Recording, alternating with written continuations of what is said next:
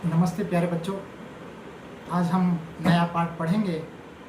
पाठ का नाम है बस की यात्रा, जिसके लेखक है हरिशंकर परसाई। इन्होंने ये जो पाठ है व्यंग्यात्मक लिखा है, व्यंग्य किया है। तो सबसे पहले हम पाठ के जो लेखक हैं उनके परिचय के बारे में जान लेते हैं। हरिशंकर परसाई का जन्म 22 अगस्त 1922 होशंगाबाद मध्य प्रदेश में हुआ और उनकी मृत्यु 10 अगस्त 1995 जबलपुर में हुई। हिंदी के प्रसिद्ध लेखक और व्यंग्यकार थे। परसाई शुक्लोत्तर युग के हिंदी साहित्य के श्रेष्ठ व्यंग्यकार के रूप में प्रसिद्ध है।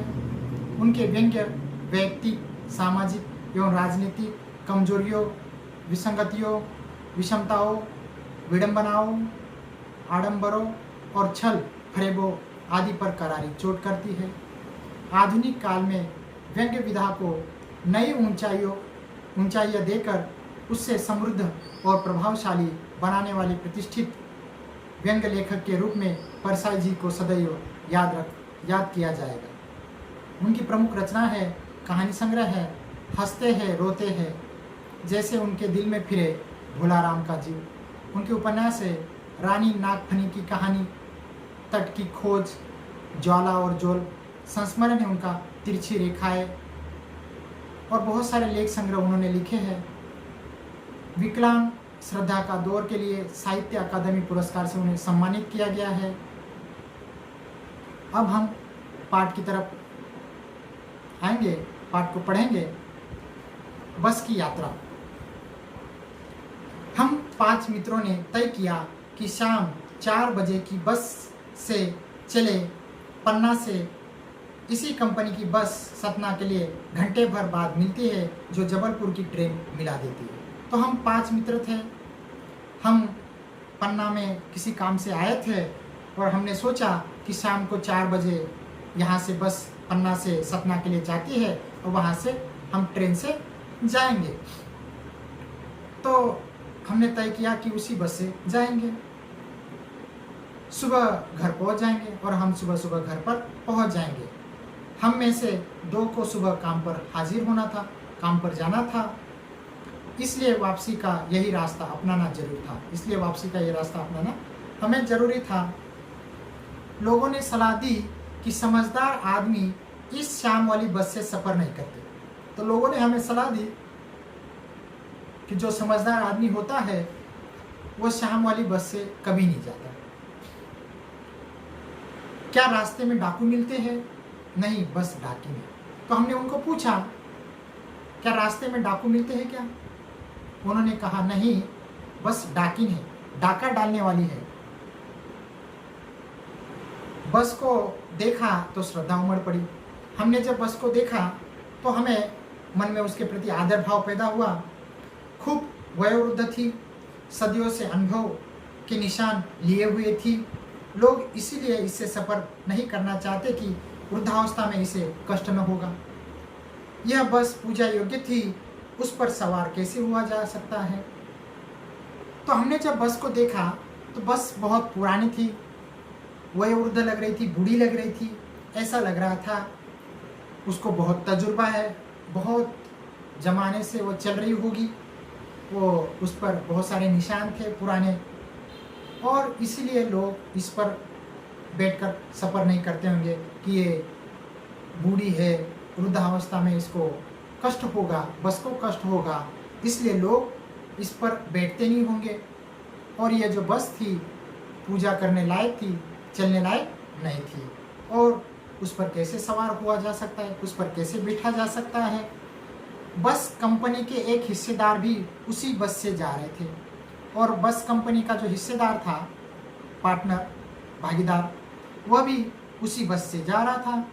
हमने उससे पूछा, यह बस चलती भी है? वह बोले, चलती क्यों नहीं जी, अभी चलेगी। हमने कहा, वही तो हम देखना चाहते हैं, अपने आप चलती है यह? हाँ जी, और कैसे चलेगी? हमने कहा, अपने आप चलती है क्या? तो उसने कहा, और फिर कैसे चलेगी? गजब हो गया, ऐसी बस अपने आप भी चलती है। तो हमने सोचा अजीब बात है, ऐसी बस अपने आप भी चलती है। हम आगा पीछा करने लगे। अब हम सोचने लगे कि इसमें जाए या न जाए, जाए या न जाए। डॉक्टर मित्र ने कहा, हमारा एक मित्र डॉक्टर था, उसने कहा डरो मत, चलो, बस अनुभवी है, बस के पास योग्यता है, बहुत पुरानी है, नई नवेली बसों से ज़्यादा विश्वसनीय है, और नई नवेली जिस बस होती है उससे ज़्यादा भरोसेमंद है। हमें बेटों की तरह प्यार से गोद में लेकर चलेगी और हमें बेटों की तरह प्यार से गोद में बिठाकर ले जाएगी। हम बैठ गए।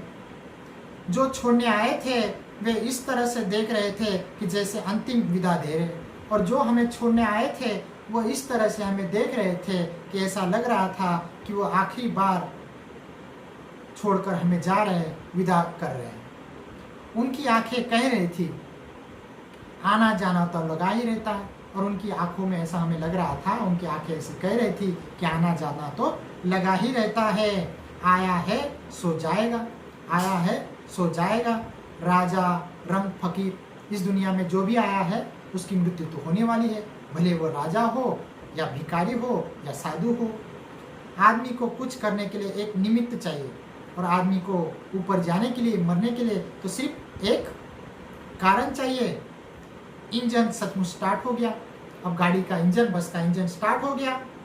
जैसे सारी बस ही इंजन है, हम इंजन के भीतर बैठे हैं और गाड़ी का इंजन स्टार्ट हुआ। ऐसा लग रहा था कि पूरी बस इंजन है, पूरी बस इंजन स्टार्ट होने पर हिलने लगी थी, और हमें ऐसा लगा कि हम इंजन के भीतर बैठे हैं। कांच बहुत कम बचे थे, बस के जो कांच थे खिड़की के बहुत कम बचे थे, और जो बचे थे उनसे हमें बचना था। बस के खिड़की के कांच बहुत कम बचे थे, और जो भी बचे थे उनसे हमें बचना था। हम फौरन खिड़की से दूर सरक गए, और हम फौरन खिड़की से दूर सरक गए। इंजन चल रहा था। हमें लग रहा था कि हमारी सीट के नीचे इंजन है, और हमें ऐसा लग रहा था कि हमारी सीट के नीचे ही इंजन है। बस सचमुच चल पड़ी, बस जो है चल पड़ी, और हमें लगा कि यह गांधी के असहयोग और सविनय अवज्ञा आंदोलन के वक्त अवश्य जवान रही होगी। तो हम सोचने लगे कि ये जो बस है, गांधी जब असहयोग आंदोलन कर रहे थे, सविनय अवज्ञा आंदोलन कर रहे थे, उस वक्त ये जो बस है जवान रही होगी, नहीं रही होगी। उसे ट्रेनिंग मिल चुकी थी, उसी समय उसको असहयोग करने का, साथ न देने का, सविनय अवज्ञा का, प्रार्थना से न मानने का ट्रेनिंग जो थी, प्रशिक्षण उसी वक्त गांधी जी से मिल चुका होगा। हर हिस्सा दूसरे से असहयोग कर रहा था, तो गाड़ी का हर एक पुर्जा, हर एक हिस्सा एक दूसरे से असहयोग कर रहा था। पूरी बस सविनय अवज्ञा आंदोलन के दौर से गुजर रही थी। तो ऐसा लग रहा था कि पूरी बस सविनय अवज्ञा आंदोलन के दौर से, समय से गुजर रही थी। सीट का बॉडी से असहयोग चल रहा था, सीट का बॉडी से इस तरह से असहयोग चल रहा था, आगे पीछे हो रहा था। कभी लगता सीट बॉडी को छोड़कर आगे निकल गई है, कभी ऐसा लगता कि सीट बॉडी को छोड़कर आगे निकल गया है, कभी लगता कि सीट को छोड़कर बॉडी आगे भागी जा रही है, तो कभी कभी लगता कि सीट को छोड़कर बॉडी आगे भागी जा रही है। 8-10 मील चलने पर, गाड़ी 8-10 मील चली पर सारे भेदभाव मिट गए, वर्ग भेद मिट गए। यह समझ में नहीं आता था कि सीट पर हम बैठे हैं या सीट हम पर बैठी है।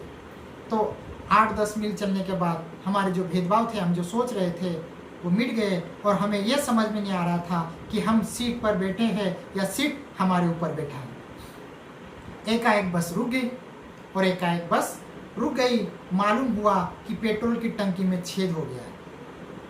तो अचानक बस रुक गई, पता चला कि पेट्रोल की टंकी में छेद हो गया है। ड्राइवर ने बाल्टी में पेट्रोल निकालकर उसे बगल में रखा और नली डालकर इंजन में भेजने लगा। तो ड्राइवर ने बाल्टी में पेट्रोल निकाला और उस बाल्टी में नली डाल के इंजन में पेट्रोल भेजने लगा। अब मैं उम्मीद कर रहा था कि थोड़ी देर बाद बस कंपनी के हिस्सेदार इंजन को निकाल कर गोद में रख लेंगे और उसे नली से पेट्रोल पिलाएंगे, जैसे माँ बच्चे के मुंह से दूध की शीशी लगाती है। तो मुझे आशा थी कि आगे चलकर कंपनी का जो हिस्सेदार है वो बस का इंजन निकाल लेगा, अपनी गोद में रखेगा और अपने हाथों से इंजन में पाइप से पेट्रोल देगा, जैसे जिस प्रकार माँ जो है अपने बच्चे को दूध की बोतल में दूध पिलाती है, उस प्रकार। बस की रफ्तार अब 15-20 मील हो गई थी। बस की जो रफ्तार थी अब 15-20 मील हो गई थी। मुझे उसके किसी हिस्से पर भरोसा नहीं था। अब मुझे बस के किसी हिस्से पर भरोसा नहीं था। ब्रेक फेल हो सकता है, स्टीयरिंग टूट सकता है। प्रकृति के दृश्य बहुत लुभावने थे। तो बस चल रही थी, प्रकृति के दृश्य बहुत लुभावने थे, मन भावन थे। दोनों तरफ हरे भरे पेड़ थे जिन पर पक्षी बैठे थे। दोनों तरफ हरे भरे पेड़ थे जिन पर पक्षी बैठे थे। मैं हर पेड़ को अपना दुश्मन समझ रहा था। तो जो लेखक है वो हर पेड़ को अपना दुश्मन समझ रहा था। जो भी पेड़ आता डर लगता कि इससे बस टकराएगी। कवि को, लेखक को ऐसा लगता है कि कहीं ये बस आगे चल के किसी पेड़ को टकरा न जाए। वह निकल जाता तो दूसरे पेड़ का इंतज़ार करता। तो वह जो पेड़ निकल जाता तो मैं दूसरे पेड़ का इंतज़ार करता कि कहीं ये बस पेड़ से टकरा न जाए। इसलिए मैं पेड़ को दुश्मन समझ रहा था। झील दिखती तो सोचता कि इसमें बस गोता लगाएगी। तो झील दिखाई देती, तालाब दिखाई देता तो मुझे ऐसा लगता कि कहीं ये बस उसमें गोता ना लगा देगी, डुबकी ना लगा देगी। एकाएक फिर बस रुकी। अचानक फिर बस रुकी। ड्राइवर ने तरह तरह की तरकीबें की पर वह चली नहीं। ड्राइवर ने अनेक प्रकार की योजना की, उसको ठीक करने की कोशिश की, लेकिन वह बस चली नहीं। सविनय अवज्ञा आंदोलन शुरू हो गया था। सविनय आंदोलन शुरू हो गया था। कंपनी के हिस्सेदार कह रहे थे बस तो फर्स्ट क्लास है जी, यह तो इत्तेफाक की बात है, संयोग की बात है। तो बस का जो हिस्सेदार था वो कहता है कि बस तो बढ़िया है, एकदम बढ़िया है, फर्स्ट क्लास है।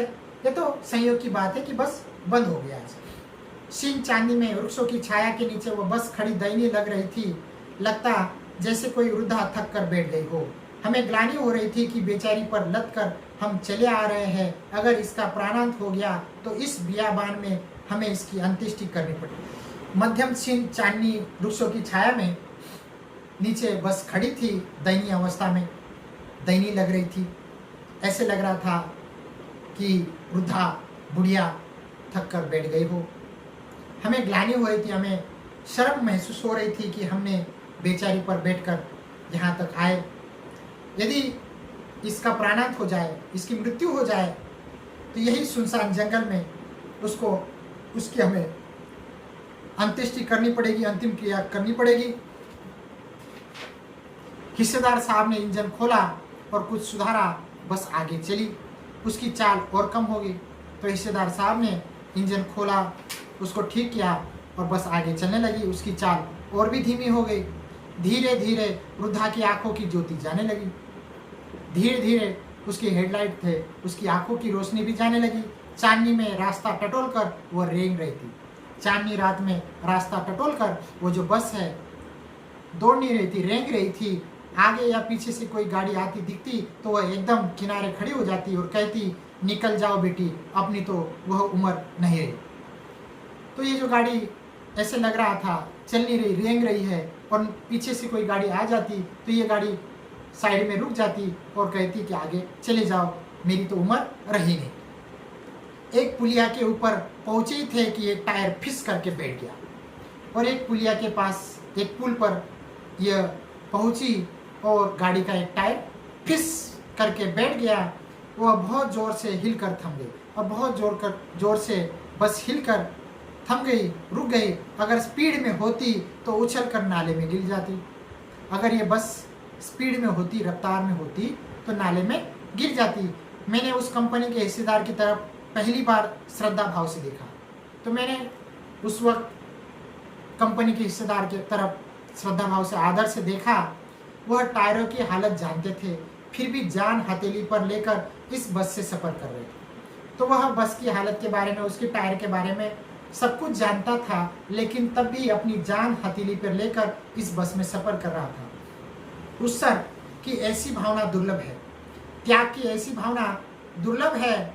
सोचा इस आदमी के साहस और बलिदान भावना का सही उपयोग नहीं हो रहा है। तो मैंने सोचा कि ये कितना त्याग कर रहा है, इतना साहस इसमें है, बलिदान की भावना है, लेकिन इसका सही उपयोग नहीं हो रहा। इसे तो किसी क्रांतिकारी आंदोलन का नेता होना चाहिए था। इस आदमी को किसी क्रांतिकारी आंदोलन का नेता होना चाहिए था। अगर बस नाले में गिर पड़ती और हम सब मर जाते तो देवता बाहें पसारे उसका इंतजार करते। तो ये कहते हैं आगे कि यदि बस नाले में गिर जाती तो हम सब मर जाते और ऊपर जो भगवान है वो अपने बाहें पसार कर स्वागत के लिए इस आदमी का इंतजार करते। कहते और भगवान कहते वह महान आदमी आ रहा है जिसने एक टायर के लिए अपने प्राण दे दिए। और भगवान कहते कि वह महान आदमी आ रहा है जिसने एक टायर के लिए अपने प्राण भी गंवा दिए। मर गया पर टायर नहीं बदला, मर गया लेकिन उसने अपना टायर, गाड़ी का टायर नहीं बदला। दूसरा घिसा टायर लगाकर बस फिर चली। तो दूसरा घिसा टायर लगाकर बस फिर चलने लगी। अब हमने वक्त पर पन्ना पहुंचने की उम्मीद छोड़ दी। अब हमने वक्त पर पन्ना पहुंचने की उम्मीद छोड़ दी थी। पन्ना कभी भी पहुंचने की उम्मीद छोड़ दी थी। पन्ना क्या, कभी भी पहुंचने की उम्मीद हमने छोड़ दी थी। हमने तो उम्मीद ही छोड़ दी थी कि हम पहुंचेंगे कहीं पर। लगता था जिंदगी इसी बस से गुजरनी है, और ऐसा लगता था कि हमारी जिंदगी जो है इसी बस से गुजरनी है और इसे सीधे इस लोक से प्रयाण कर जाना है, और हमें सीधे इस लोक से प्रयाण करके ऊपर जाना है। इस पृथ्वी पर इसकी कोई मंजिल नहीं थी, इस पृथ्वी पर इसकी कोई मंजिल, इसका कोई लक्ष्य नहीं था। हमारी बेताबी, व्याकुलता, तनाव खत्म हो गए। हमारी व्याकुलता, मानसिक तनाव खत्म हो गया। हम बड़े इत्मीनान से घर की तरफ बैठ गए। चिंता जाती रही, हंसी मजाक चालू हो गया। तो हम बड़े इत्मीनान से वहाँ पर पहुँचे और वहाँ से आगे हमारी चिंता दूर हुई और हम हंसी मजाक हमारी चालू हुई। हम घर की तरफ चले गए।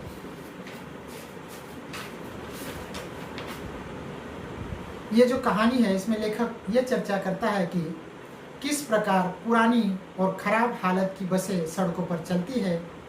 उनके मालिक केवल धन कमाना चाहते हैं। लोगों के जान माल के बारे में उन्हें कोई चिंता नहीं है। हम आज भी देखते हैं कि पुरानी बसें चलती है और लोग मरते हैं। तो हमें ऐसे लोगों को बताने के लिए लेखक ने बस की यात्रा, ये व्यंग्यात्मक कहानी लिखी।